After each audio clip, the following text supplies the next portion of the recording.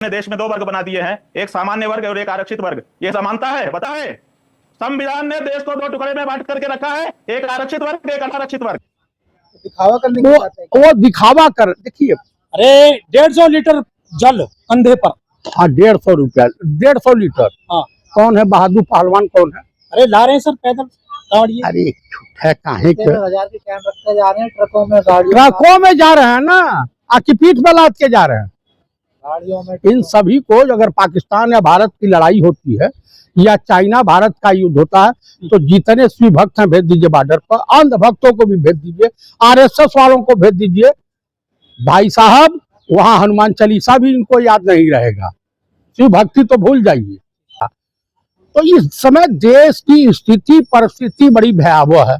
शंकराचार्य जी संविधान से कुछ दिक्कत मानते हैं, वो मनुस्मृति की बात करते हैं यार, सैकड़ों साल बाद। देखिए, मनुस्मृति किसी जमाने का संविधान रहा, उससे मैं ये कहूंगा कुछ जमाने में उसमें कुछ त्रुटियां थी, महिलाओं को आजादी नहीं थी और लोगों को पढ़ने का अधिकार नहीं था, दलित तबके का शोषण हो रहा था। तो कुल मिलाकर के क्या भाई, शिक्षा पे ब्राह्मण ठाकुर कास्ट तो अपर कास्ट का अधिकार है, अधिकार सबका है। मंदिर में दलित जाएगा तो भगवान की मूर्ति अशुद्ध हो जाएगी। अरे महामूर्खों, कम से कम ये सोचो कि पत्थर की मूर्ति जा करके मंदिर में ईश्वर की का रूप धारण कर ले रही है और हम इंसान इतने निठल्ले हो गए, इतने नीचर हो गए, इतने नीच हो गए हैं कि हम एक अच्छा इंसान नहीं बन सकते।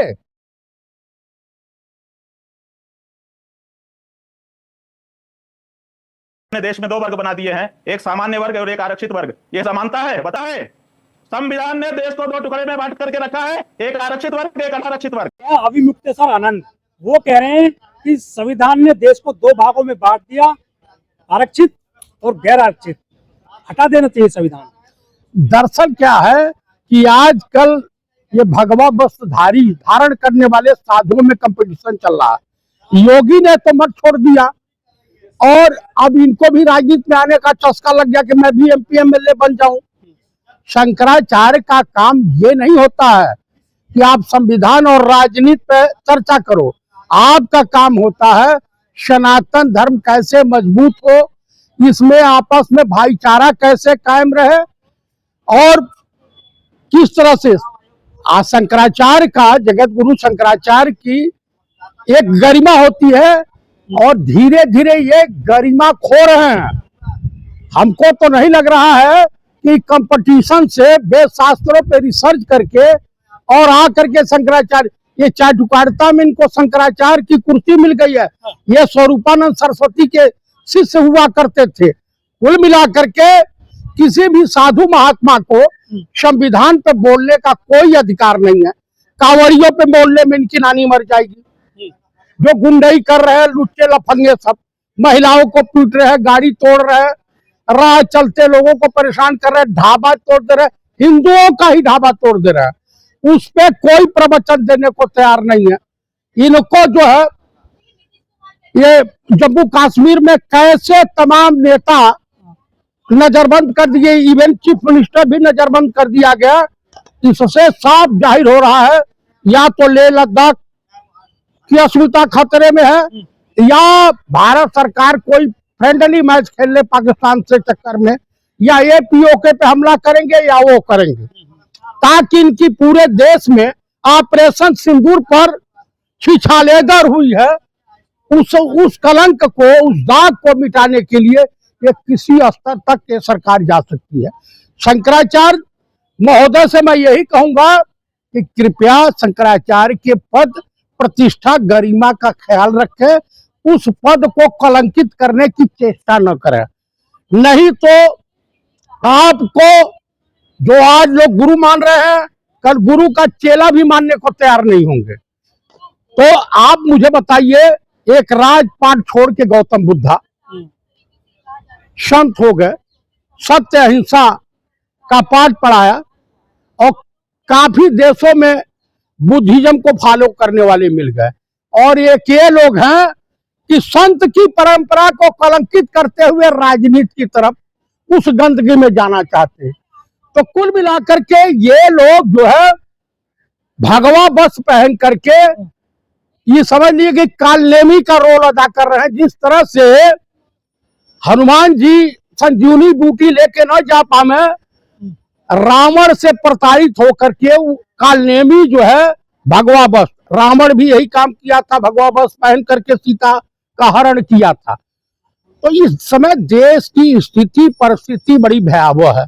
शंकराचार्य जी संविधान से कुछ दिक्कत मानते हैं, वो मनुस्मृति की बात करते हैं यार, सैकड़ों साल बाद।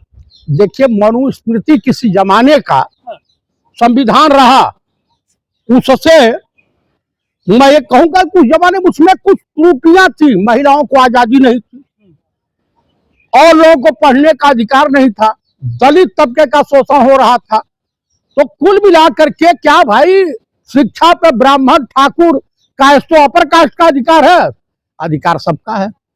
मंदिर में दलित जाएगा तो भगवान की मूर्ति अशुद्ध हो जाएगी। अरे महामूर्खों, कम से कम ये सोचो कि पत्थर की मूर्ति जा करके मंदिर में ईश्वर की का रूप धारण कर ले रही है, और हम इंसान इतने निठल्ले हो गए, इतने नीचड़ हो गए, इतने नीच हो गए हैं कि हम एक अच्छा इंसान नहीं बन सकते। तो प्राण प्रतिष्ठा की जाती है सर मूर्ति में, तो तब वो भगवान का रूप लेती है। अच्छा भाई, हाँ। मुझे एक चीज बता दीजिए, मंत्र डाले जाते हैं। एक चीज हमको ये बात बता दीजिए कि भारत विश्व का ऐसा देश है जो पत्थर में प्राण प्रतिष्ठा। तो मैं इन साधु महात्माओं से ये कहना चाहता हूं कि क्या किसी मरे हुए में भी, पुरुष में प्राण प्रतिष्ठा डाली जा सकती है? सेना के तमाम लोग शहीद होते हैं, उनमें प्राण प्रतिष्ठा स्थापित की जा सकती है? बताइए। ये भगवान में की जा सकती है, वो एक विश्वास है, एक तरह का ही दिखाया गया। भैया, मंदिर जो है पूजा करने का स्थान होता है। तो मंदिर में दिक्कत क्यों होती है दलितों से सर? यदि वो घुस जाए तो उसको मारेंगे, कावड़ नहीं चढ़ने देंगे। अभी एक की पीट पीट के हत्या कर दी है, मंदिर में घुस गया था एक दलित। भाई साहब, यही तो हिंदुस्तान में सबसे बड़ा कोड़ जो है, सबसे बड़ा हिंदुस्तान के विकास में अगर बाधा है तो छुआछूत रूपी बीमारी का। ये बीमारी सेना में नहीं पकड़ी, अगर सेना में पकड़ लेती तो देश पहले ही गुलाम हो जाता। तो कोविड का टीका आ गया था सर, क्या जातिवाद को टीका आएगा जिससे जातिवाद खत्म हो जाए देश में?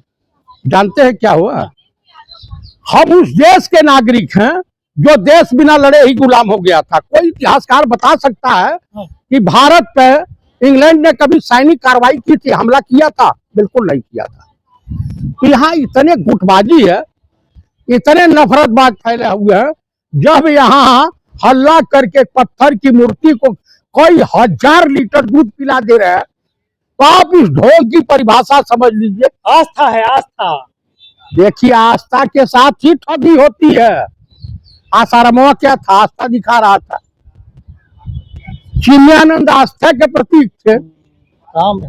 राम रहीम यही है, राम कृपाल जी यही है। तो आप देख लीजिए कि तमाम आस्था दिखा करके महिलाओं का यौन शोषण किए।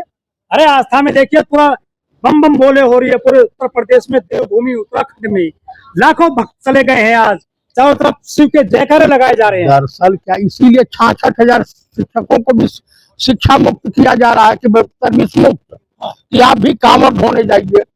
और 5,000 स्कूल भी बंद कर दिए गए। टोटल उत्तर प्रदेश में 32,000 स्कूल बंद किए गए हैं।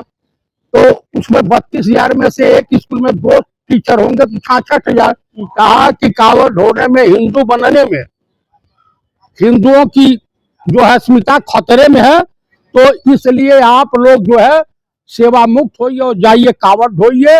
अब 5 किलो राशन पे जीवन यापन कीजिए, यही विकास है। भाजपा का मंत्र, मेरा नहीं। और इस देश की पनौती और बिहार की पनौती, दोनों से बिहार भी पनौती से मुक्त होने जा रहा है, भारत देश की भी पनौती से लोग मुक्त होने जा रहे हैं। लोग कह रहे हैं कि नेताओं के बच्चे कार्ड क्यों लाते हैं? अमित शाह के बेटे, राजनाथ का बेटे, या जो शिवराज सिंह चौहान के बेटे तो विदेश में पढ़े हैं, बड़े बड़े संस्थानों में उनकी नौकरी चल रही है। तो इस देश के मूर्ख आडंबरी ढोंगियों को कौन समझावे? ढोंग के चक्कर में अपनी बहू बेटी की इज्जत नीलाम करते रहे सब।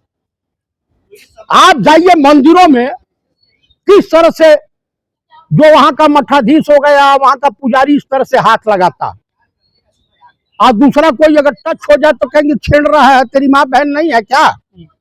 तो कुल मिला के देखिए, इस देश से जब तक ये आडंबर, ढोंग और इस तरह की तमाम कुरीतियां समाप्त नहीं होगी, हिंदुस्तान कभी विकास नहीं कर सकता।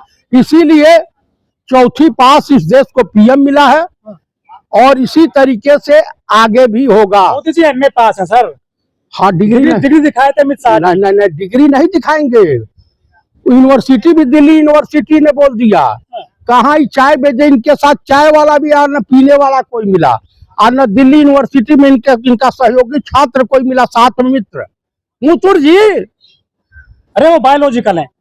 नॉन बायोलॉजिकल है, बायोलॉजिकल नहीं है, नॉन बायोलॉजिकल, डायरेक्ट प्रकट हुए है, ये एकदम डायरेक्ट आए हैं। शरीर विष्णु के अंशा अवतार है।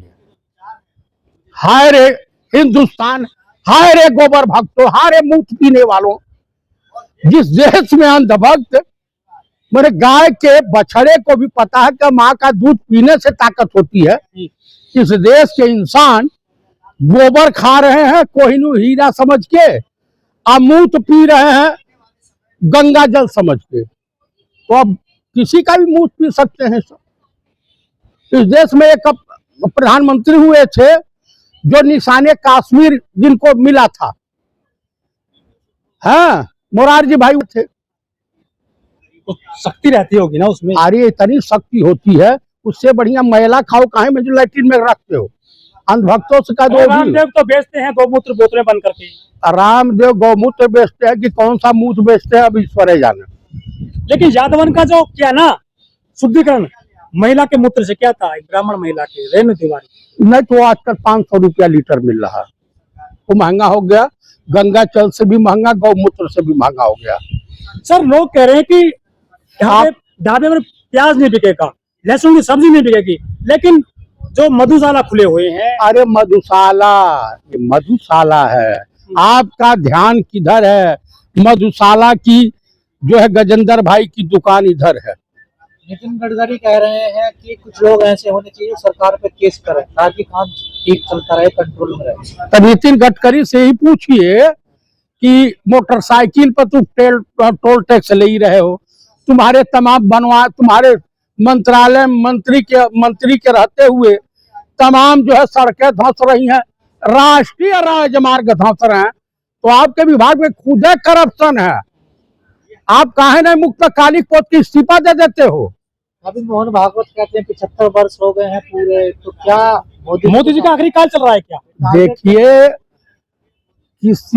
मैं आप लोगों के चैनल के मार्फत मोहन भागवत जी को सचेत करना चाहता हूं, कृपया सुबह शाम सैर सपाटे से बचें, हवाई जहाज यात्रा से बचें, और नहीं तो विश्व हिंदू परिषद के प्रवीण तोगड़िया का हाल आपने देखा होगा, पार्क में मोरनी बना दिया था।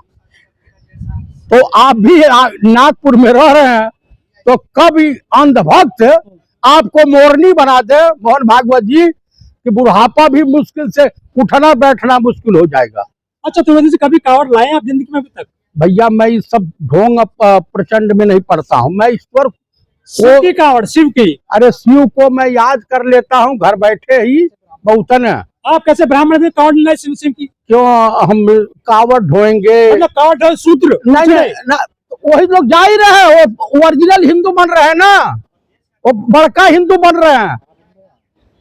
आप उन पे कावड़ ढुआओगे? मैं हिंदू नहीं हूँ चतुर्वेदी जी, मैं भारतीय हूँ, आर्यावर्ती हूँ, आर्य हूँ। मानते अपने आप को? हाँ, आप तो फिर इंडियन भी नहीं है। मैं इंडियन हूँ, पैदा यहाँ हुआ हूँ, तो अमेरिकन बोलोगे? आर्य तो बाहर से आए थे भाई, हम आए थे तो आए थे, आपके वहाँ तो लोकसभा में 2 इंग्लो इंडियन बोल दीजिए, इंग्लो इंडियन मेंबर ऑफ पार्लियामेंट चुने जाते हैं, मनोनीत होते हैं। तो आपके वहाँ तो है, तो क्या कीजिएगा? सर आखिरी सवाल, सर आपसे आखिरी सवाल है। हाँ। कई सदस्य दशक से क्या 100 साल से कावड़ आ रही है देश में, शिव भक्त लाते हैं, लेकिन जितने से मारपीट हो रही है, गाड़ी तोड़ी जा रही है, ये जो तांडव है कावड़ के नाम पर, उसको किस तरह देखते हैं आप? कौन जिम्मेदार इसके लिए? देखिए, इसके लिए सरकार जिम्मेदार है और जितने गांव के आवारा टाइप के व्यक्ति हैं, जो गजेड़ी है, भंगेड़ी है, नशेड़ी है, इसमैकिया, वो इसमें जाते हैं। बदनाम कर रहे हो आप सब शिव भक्तों को। मैं आप शिव भक्त एक भी नहीं है, वो अपने माता पिता के भक्त भी नहीं है, दिखावा करने वो की बात है। वो दिखावा कर। देखिए, अरे 150 लीटर जल कंधे पर। हाँ, 150 रुपया, 150 लीटर। हाँ, कौन है बहादुर पहलवान, कौन है? अरे ला रहे हैं सर पैदल गाड़ी। अरे झूठा काहे के 13,000 के कैंप रखते जा रहे हैं ट्रकों में, ट्रकों में जा रहे हैं ना, आकी पीठ पे लाद के जा रहे हैं। गाड़ियों में। इन सभी को अगर पाकिस्तान या भारत की लड़ाई होती है या चाइना भारत का युद्ध होता है, तो जितने शिव भक्त हैं भेज दीजिए बॉर्डर पर, अंध भक्तों को भी भेज दीजिए, आरएसएस वालों को भेज दीजिए। भाई साहब, वहां हनुमान चालीसा भी इनको याद नहीं रहेगा, शिव भक्ति तो भूल जाइए।